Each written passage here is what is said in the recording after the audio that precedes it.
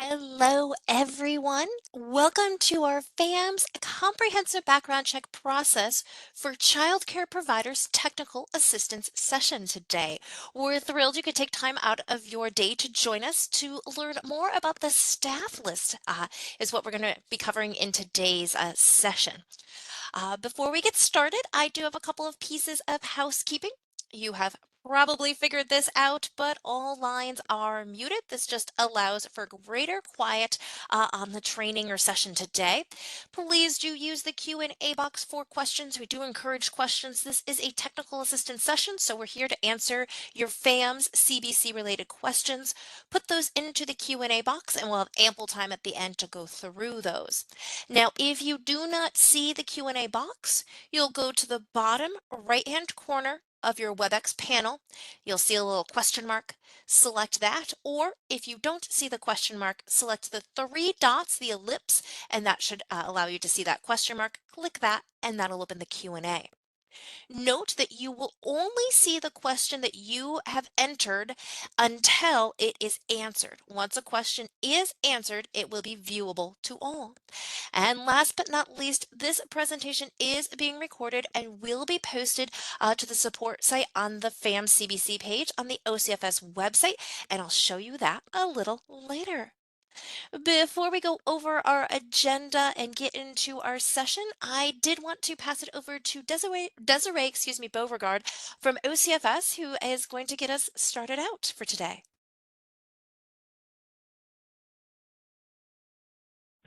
Unmute would be great. Good afternoon, everyone. I'm Desiree Beauregard. I work in Division of Child Care Services and Bureau of Operational Support Services, and we were very happy to roll out this new opportunity to get comprehensive background checks done through FAMS. So now you can enter and upload everything without having to send everything to your regulator and wait for that stuff to get done. You are able to see real-time statuses of everyone's background checks, and so far so good. We've heard lots of good things about it, and welcome. I'm glad you're all here to get technical assistance. Ask questions. Wonderful. Thank you so much, Desiree. Yes, ask questions. This session is for all of you. I will be doing a demo, but as I mentioned, I'm happy to demo additional things, or we can just take time and answer questions at the end. All right, so let's take a look at our agenda for today. Pretty brief agenda. What we're going to do is I'm going to show you the active staff list in FAMS. We're going to talk about all the things that you see there. We'll also go over end dating and employee.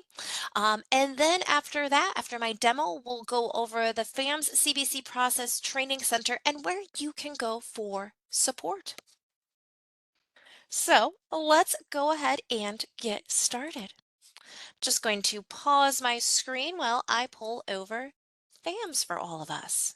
Make this nice and big. Now, if you're on a smaller device today, WebEx does have controls that will allow you to zoom in or zoom out. I've seen them both on the top of WebEx and the left-hand side. So do just hover over and that will allow you to view this. So as Desiree mentioned, this is a new process that was rolled out on the 15th of May. We're coming up next to, it's just been a little bit over, 3 weeks now. We've heard some great information about it, but we are offering these technical assistance sessions because we do understand that you have questions and want you to have a form to ask those questions. So on the 15th, all registered and licensed programs did receive an email. In that email was a link to either create a FAMS account if you had never logged into FAMS before, or if you had logged into FAMS, it had instructed you to log in. So after logging into FAMS, either by creating an account or just logging in because you already have one, you'll be brought to a page that looks like this. This is your programs page and will show you all the programs that you have access to.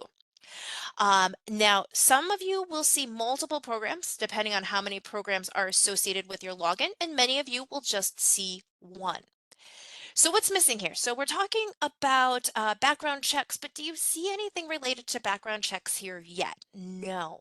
What you need to do first before you get to background checks is select the program that you would like to view that active staff list for or create a C or enter in that 6,000 packet information for. So what you'll do is you'll come down to the list right here and you will select the program from the list. Now, for the purposes of today, I have created a test account. So note that for our training, I'm not in the same environment or same website as you. I'm in what we call a test account. So I'm going to point out one or two things that will be different for me versus you. So after selecting the program name, you'll be brought to your facility dashboard. This will list information available to you. So any grant opportunities, your open childcare slots, your facility idea, and your status. Now, at the top here, this is one of the things that you will not have access to. I am logged in as a regulator today. You all, as providers, will not see CCFS2 here. So don't get confused when you log in. Your bar at the top is going to start with background checks. Selecting background checks will give you two options. You can request a waiver. So if somebody has been CBC approved in the last 5 years and have not had a lapse of working at a childcare facility for more than 180 calendar days, and they come to your facility, they come to your program and say, I would like to work for your program, you can have them waived in. We did do a training on this about 2 weeks ago. It is posted to our support site, and I'll show you that at the end of today's training. We also have a wonderful guide on this. Today, we're going to take a look at the staff list. So what I'm going to do is go to this background checks menu and select the staff list. There we go, just taking a minute here to load. I did have this open for a little bit. It may make me log back in. Oh no, it didn't. Yay. All right. So what this has at the top are some instructions. Below is a list of all active fingerprinted staff in your program. You can do some searching here. You can view or add background check information. You can also view a quick list of outstanding background requirements, and you can also remove a person from your staff list by end dating them. So now what we're going to do is we're going to look at all the sections of this page right here. And I will also show you how to remove a staff from your staff list. Desiree and Melissa, as I move along, if there are questions specific to what I'm covering, please let me know so that we can address those. All right, so at the top are some search and filter options. First off, if you have a large number of staff, you may find it helpful that you can search by a staff name. You can search by their first name and or last name. So we'll search for Maria. You'll then click the apply filter. So in this instance, our filter is name, and it'll bring up everybody that has the criteria that match what you've entered in just the name column. You can clear filters with the clear button. We also have role and clearance options here. The roles you see in this drop-down menu will be dependent on your modality. I am a DCC, that's just my test account for today. So I see director, employee, no active roles, and expunged. So maybe for today, I just want to see all of my employees. So I can select that option here. Now you can filter by just one filter or many filters. So I could do employee, and then maybe I'd also like to check their statuses. Approved, so that means that their CBC has been approved, they've been fingerprinted, they're cleared to work. We have initiated 6,000 packet, so the packet has been started, and then we also have our under review status. So maybe I'd like to find all employees who have an initiated 6,000 packet. We'll select this initiated 6,000 packet from the clearance drop-down menu. We will apply those filters, and now once again, this will show us just those individuals in my active staff list who have a role of employee as well as a clearance status of initiated 6,000 packet. I'm going to click the clear filter button again to remove all of those options here. By default, this list will only show your active staff. So this is those that have been fingerprinted. I'm going to show you a little later how to remove a staff member from your staff list.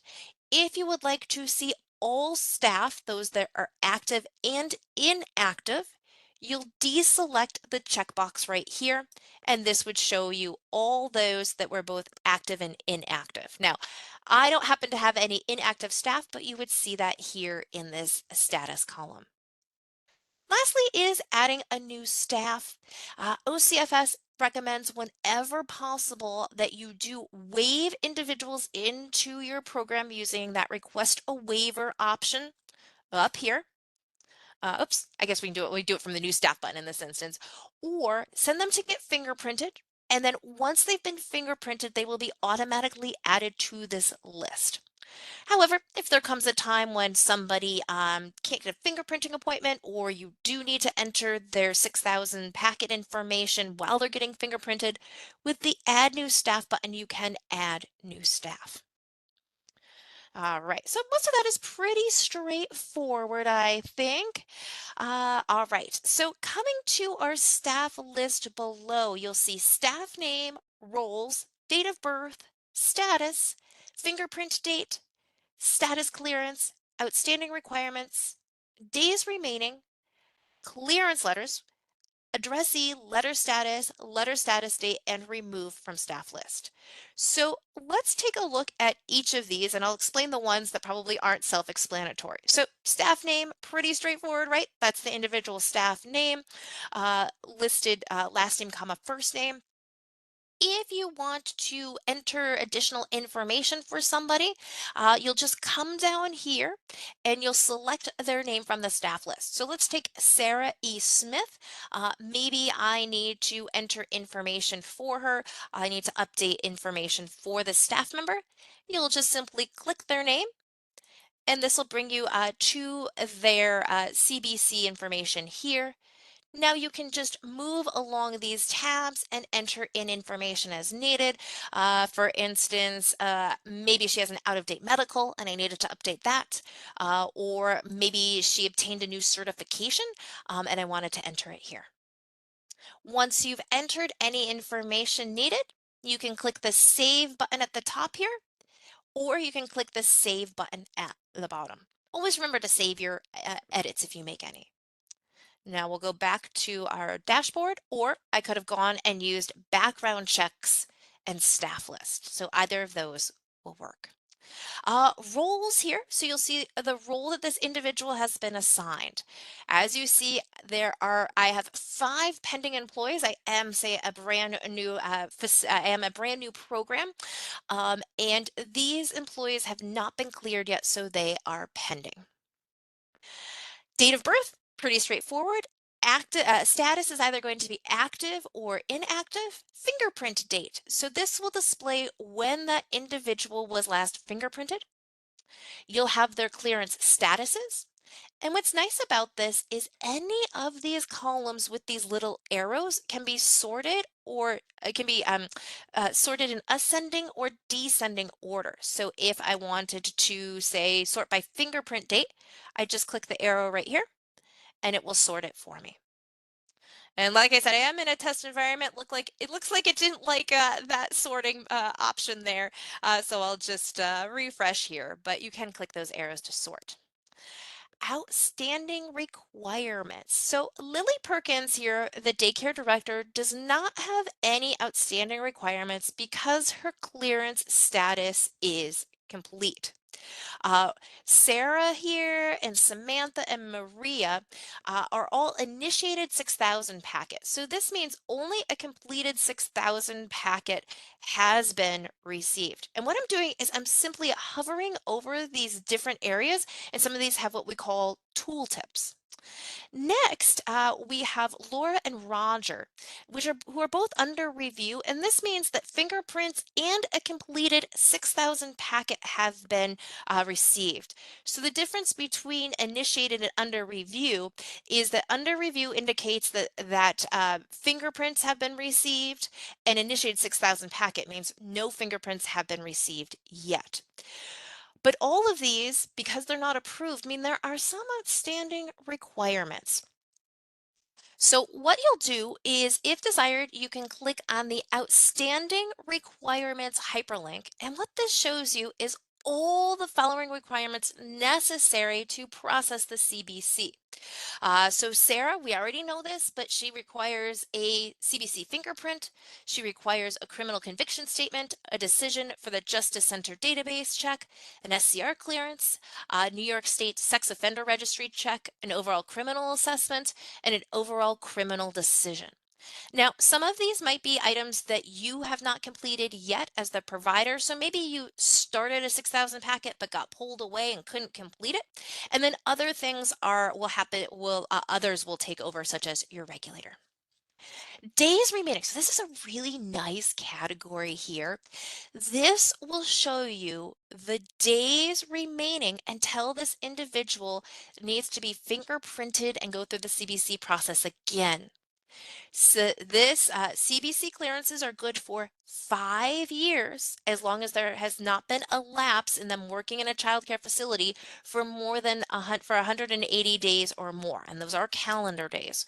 So if somebody has been working in child care for 5 years without, maybe they took a month off, right? They had surgery or something like that. But so as long as there hasn't been a break in service for more than 180 days, um, they will not need to be cleared again. And this will show you the number of days remaining until they need to go through that. You will also be notified as well when that is coming up. So Lily just got fingerprinted last 2 months ago now, so she's got several days remaining. Sarah, Samantha, and Maria here are 0 days because they have not been fingerprinted yet. And then we just put in some fake days here, but these would be more days really because they didn't get fingerprinted until they got fingerprinted 2 months ago.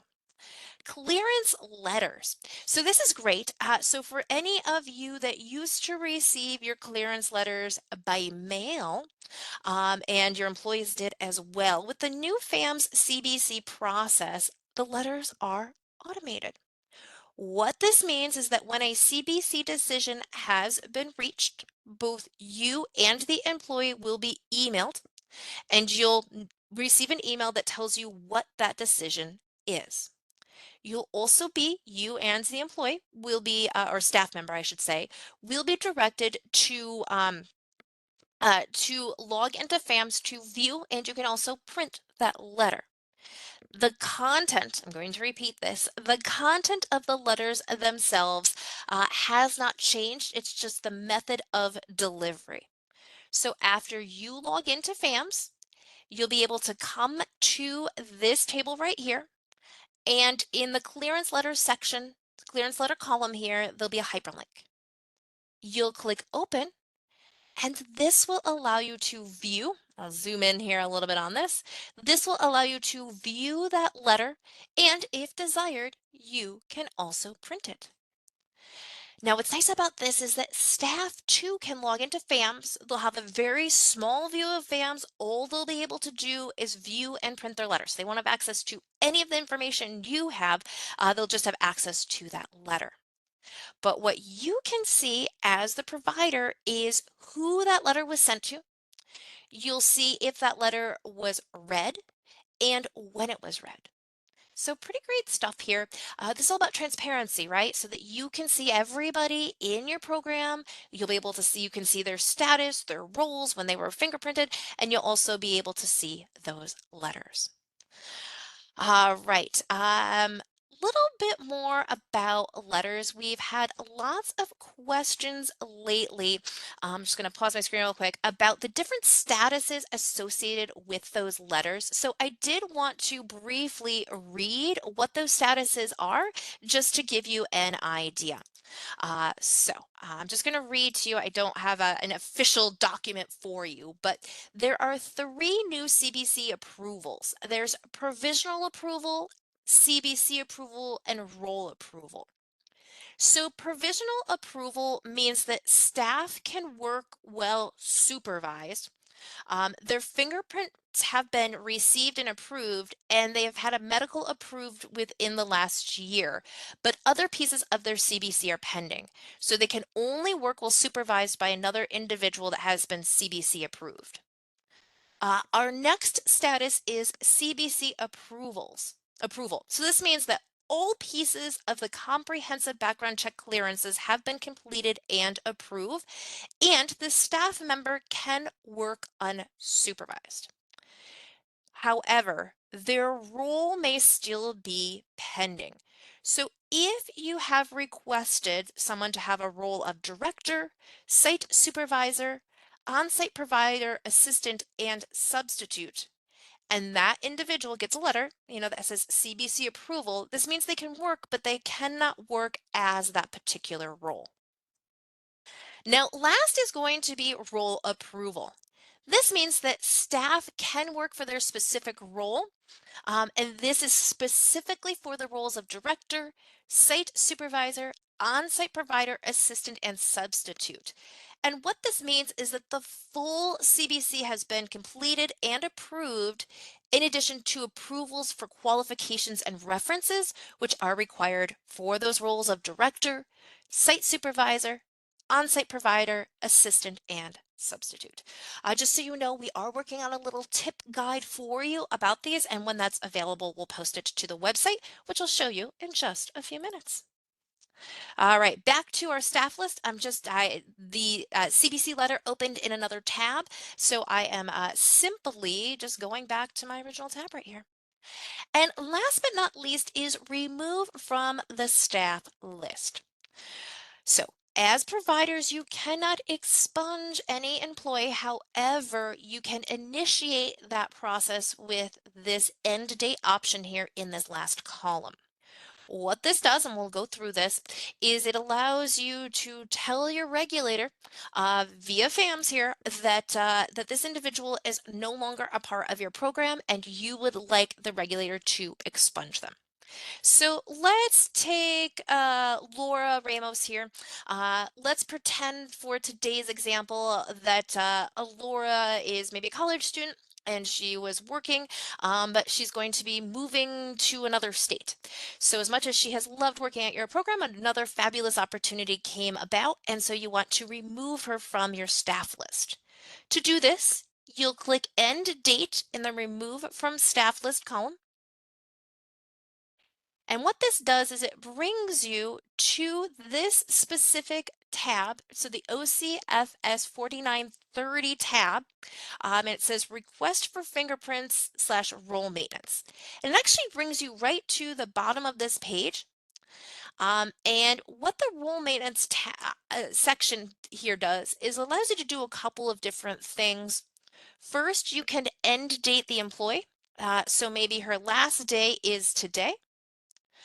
If you end date an employee, you do get this confirmation that says, are you sure you want to remove this person from your staff list? Once removed, only your regulator can reactivate this person. So I do think I saw something about if you expunge somebody by accident, we know that happens every once in a while, do reach out to your regulator and they can reverse that. If I were to select yes, then the regulator would be notified. They would be able to go into their side of the system and remove this individual from your program. Now, you can also here request additional roles. So maybe somebody was a volunteer and now they want to be, and now they're assistant teacher, or maybe it's the reverse, right? They've been working at your program for a decade or more, and they no longer want to be a teacher or assistant teacher or teacher's aide. They want to move down to volunteer. Keep in mind with end dating that if you're end dating key roles, which would be board member, manager, business contact, director, sole proprietor, site supervisor, on-site provider, those can only be done by your regulator. So do please contact them for assistance, and we have nicely populated the regulator information for you. Once you've made any changes you'd like here, click the Save button to save those changes.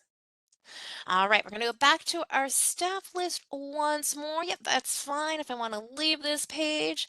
All right, and the very last thing I wanted to show you was the add new staff button. We're going to go over this in our session next week where we'll enter a brand new employee from start to finish. But if for whatever reason, like I said, ideally you want that person to be waived into your program, or you want them to get fingerprinted first and then wait for them to appear here on your list. But if you can't do that for whatever reason, with the add new staff button, you can enter an individual if needed. All right. Let's see. I see a question first off about outstanding requirements. So let's take a look at that again. So I'm just going to click on the hyperlink here in outstanding requirements. And what it means here is that if you see items listed here, it simply means that the following requirements are necessary to process that CBC. So it does mean that OCFS is waiting for this information to come back to them, right? Or to come back to the system in certain instances. So in some of these instances, there's a division at OCFS that is actively looking into that. And in other instances, it might be another system, right? For instance, for the SCR clearance, right? You submitted that clearance request, that's happening behind the scenes. And then as things are received back and decisions are made, they will be removed from this list. And these are unique to that individual. So I think I clicked on Maria. If we click on somebody else, so we'll take a look at that. If we click on Sarah, she doesn't have a completed fingerprint yet, right? So that appears here for her. All If I right. could clarify, Yeah. if I could clarify paper real quickly, where it says the words like requires a decision, those mean that your regulator still needs to do that. You're not the one making the decision, so you know that that's still pending for your regulator to do it. The other two above that, like requires a fingerprint or requires a criminal conviction statement, those are obviously in the hands of the provider and the person to make sure that they get in. And then the bottom ones, just to kind of explain that overall criminal assessment, just so you understand what those kind of are determined by, is that overall criminal assessment is made when we have a fingerprint and we have a criminal conviction statement. Once those are in, then those would be removed from your list. Thank you, Melissa. That's super helpful. I like how it's sort of divided into three sections there. So provider, uh, outside of, provider, regulator, and then other. Great, awesome. Thank you so much for that. All right, so that was the active staff list. I know we had a bunch of questions, Melissa and Desiree. Do we want to read through them today since we have some extra time? This was sort of a shorter session. Or were there ones that you wanted to bring up that folks had that folks asked, more than once or in different ways? Um, we have a lot of questions about incomplete expired and people getting expunged automatically. That's typically because either they were fingerprinted and no 6,000 packet was sent up, or vice versa. And the system is set up to different times and different phases of the process. So if we didn't get everything, eventually they become incomplete, and then a letter would have gone out saying we're missing this information, and then they become incomplete expired after additional 30 or 45 days passes. So if you have somebody that's incomplete expired and they are active, you need to contact your regulator so they can reactivate or start a new CBC for that person.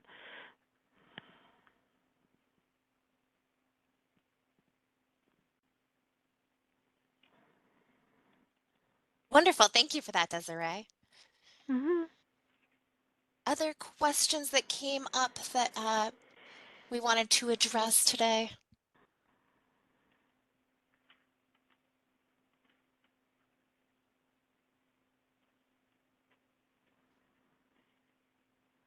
Let's see, just Payment looking to for the SCR? sure. Let me go to the SCR tab. I will unpause my screen here and we'll pick Samantha here. All right. SCR database check. So what kind of questions here? How they pay for it? How they pay for it, if they still can send a money order. Um, yeah. You can. However, it's much easier to pay online. You'll have more ways. So you can pay with a credit card, or you can also pay from your checking account. They call it ACH.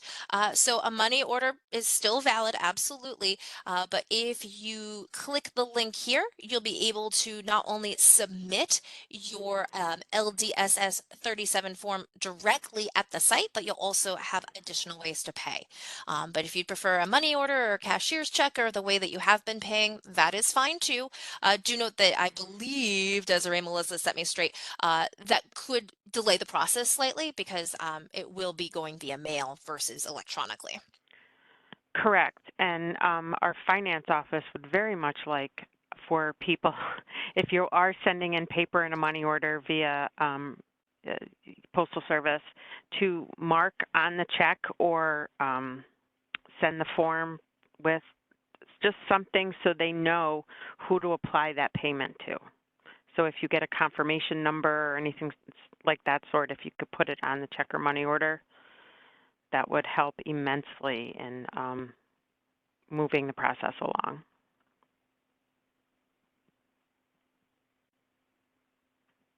Thank you for that. That is, there are still things that you can do the old way if desired. However, by moving everything online, it's going to make it a lot more efficient for all of you. For example, the qualifications and references. Sure, you can keep that paper 6,000 packet, or you can enter all that information here, and then you have a nice record of it.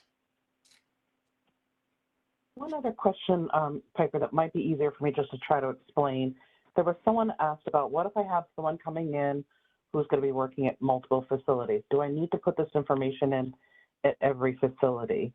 What we would encourage you to do is to do the clearances, meaning, obviously have them go get fingerprinted, then waive their fingerprint into or request a waiver into each one of those facilities that they're working in. And you can do that with one time by going to that background check, going to the request waiver, and put in all the facilities that you want them to have that fingerprint associated with.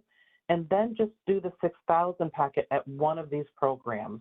Once you get through the whole entire 6,000 packet and the regulator has reviewed everything, since they're tied to that same person by that fingerprint, the system, once they go to being approved for that CBC, will push it to all the other facilities and you won't have to data enter them again. So first step would be get fingerprinted, request the waiver for any other facilities they're associated with, then finish the clearances at one of those programs so they can get approved, and it will automatically pull in the information to all your other facilities.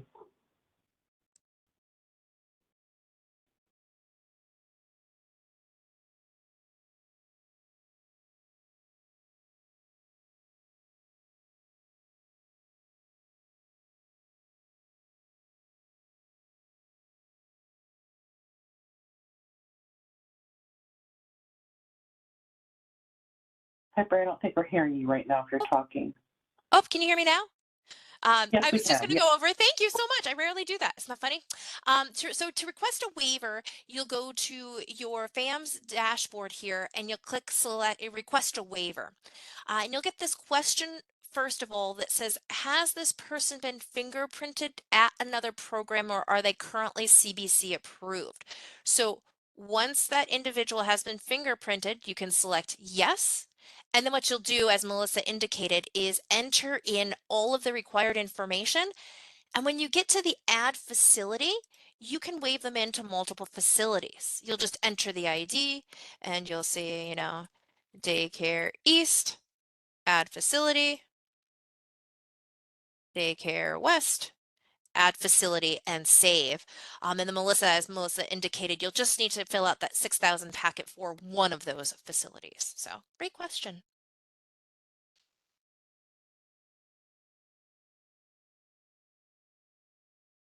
I know a bunch of you are interested in maybe attending the session next week. I did pop the link for that into the chat there, so do check that out. All right. So last but not least, and if more questions come up, Melissa and Desiree, we can certainly come back to this. But I did want to show everybody the background checks website right here, ocfs.ny.gov/programs/childcare/ccdbg. So there are several pages associated with the background checks website here. This is general information about comprehensive background checks. But what I think you're going to find most helpful is this training resource and information center here. This is where all of your training materials live for FAMS and the CBC process. At the top here, we have webinars and recordings. So that we have a nice informational video in English and Spanish that just goes over what's new in FAMS. We then have that requesting a waiver a session that we did a couple weeks ago. So if you would like a deeper dive on that, check that out. Here is a general session on entering the 6,000 packet. We're going to be repeating this one next week and for the next couple of weeks. And then beneath that are all of our fantastic instructional user guides. We've broken down each of the sections of the FAMS CBC process into its own guide.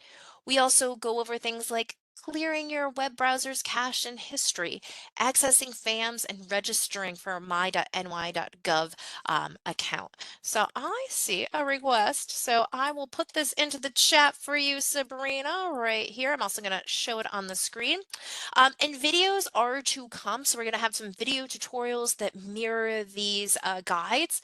All guides and the videos will be in English and Spanish, and we're also working on an FAQ as well. All right, so I just showed you all of that. I know some of you were interested in the website. So here is the main website here. And then if you have questions, you can always go to your regulator. They are a fantastic resource for you. Or if you can also email this inbox below as well. So write this down if you want, ocfs.sm.famscbchelp@ocfs.ny.gov. And these are for your technical issues. And this brings us to the end of our session for today, unless there are any other questions, Desiree and Melissa, that you'd like to address. We do appreciate your questions. We are adding to our FAQ and updating training materials and even creating new training materials based on the questions that you're asking. A couple people asked if they need separate accounts for SCR and FAMS. Melissa? Desiree. There's the online clearance have a different ny.gov account than FAMS would, so they do need two different ones. If they don't have one, their regulator would have a form they need to fill out that they would submit then to the online clearance system on the provider's behalf to get that login information.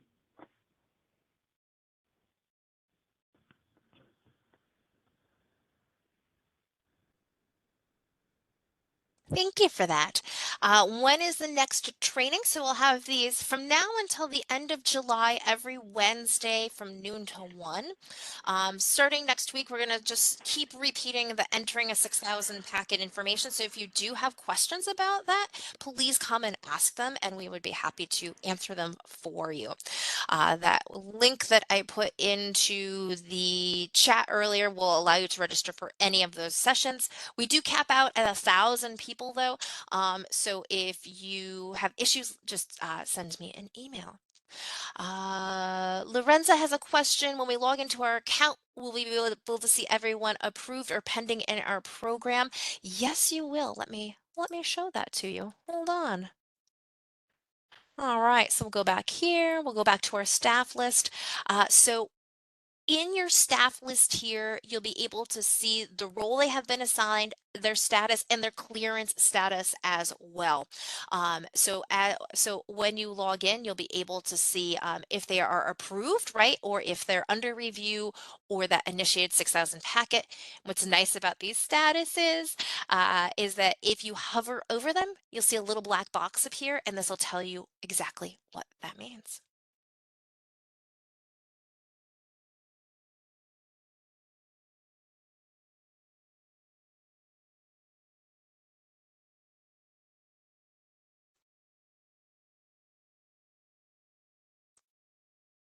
Every time you register for a training, Judith, you will get an email that confirms you have been registered and will be a new link every time. Please note we are not hosting a training the week of July 3rd. July 4th is on a Tuesday, so we figured that there might, we would take a break that week, but we will be offering sessions minus the week of July 3rd until the end of July.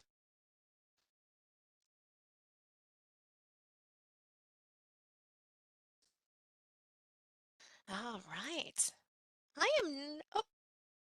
I am not seeing any more questions, Desiree and Melissa. Are you?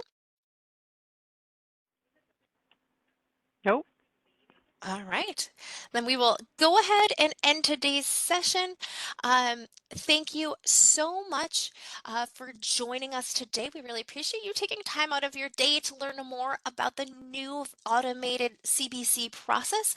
If you have any questions, I'll bring this up again. Your regulator is a great place to go.